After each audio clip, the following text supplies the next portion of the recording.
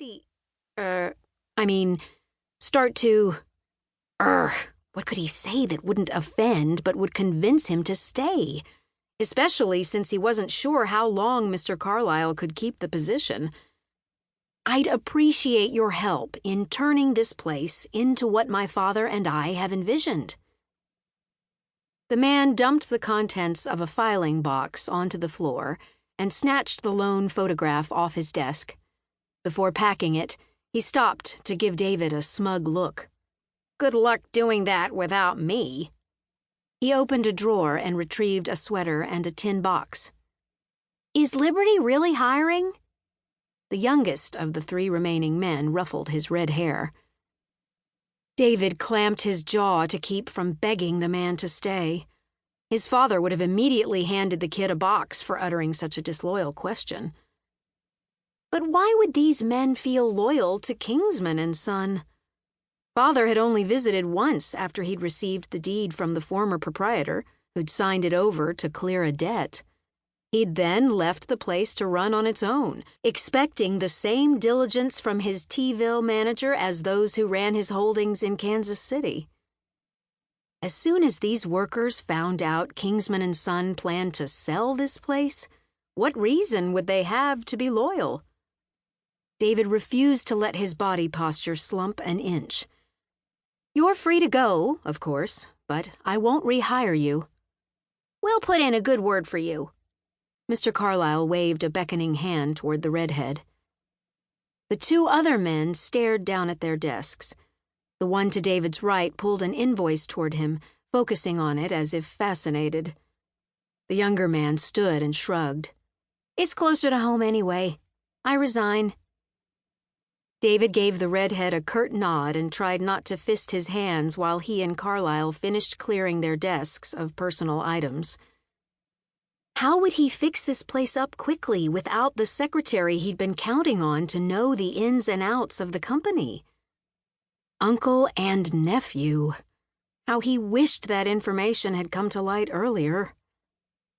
After the 2 men exited, David turned to the remaining 2 employees. Continue on. I'll be asking for your help shortly. They both gave him a nod before he returned to Mr. Burns's office. Shutting the door quietly, he wilted onto one of the office chair's cushioned arms. Good thing Father had already banished him to Teaville, for it seemed he'd be here a while. He stared at the papers and ledgers piled on the desk, then looked at the clock. 3:15. As if his stomach could read time, it rumbled, reminding him how he'd skipped his lunch hour while agonizing over the right decision, which now seemed to have been the wrong one. He grabbed the jacket he'd left draped over a chair and shrugged it on. Working on an empty stomach was foolhardy, but he really couldn't blame this fiasco on hunger. I'll return, gentlemen. He strode through the office and out onto the metal balcony that overlooked the main floor of the factory, where men sorted, boxed, and hauled all the various iterations of AK glass canning jars. Thankfully, the furnaces were clear across the building and the heat was only mildly stifling here. His hard soles clanged as he descended the narrow metal staircase, like the pinging of a hammer pounding nails into the coffin where his business prowess now lay.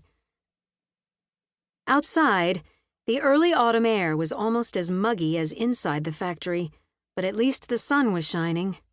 He closed his eyes against its bright rays. Lord, I need help. In more ways than one. Thankfully, the same God who made that very sunrise knew his predicament. He could take comfort in that, if nothing else. The scent of something fried wafted on the slight breeze, so he took a left turn at the end of the building and attempted to follow his nose. He glanced around at the industrial area surrounding his factory, bland brick-walled alleys, rutted roads, and tall buildings. Why hadn't he asked the men where he could get something good to eat? As he passed by another massive factory, the sight of a street a block ahead crowded with buildings better suited for small businesses made him rub his hands together, especially since the fried smell was stronger now.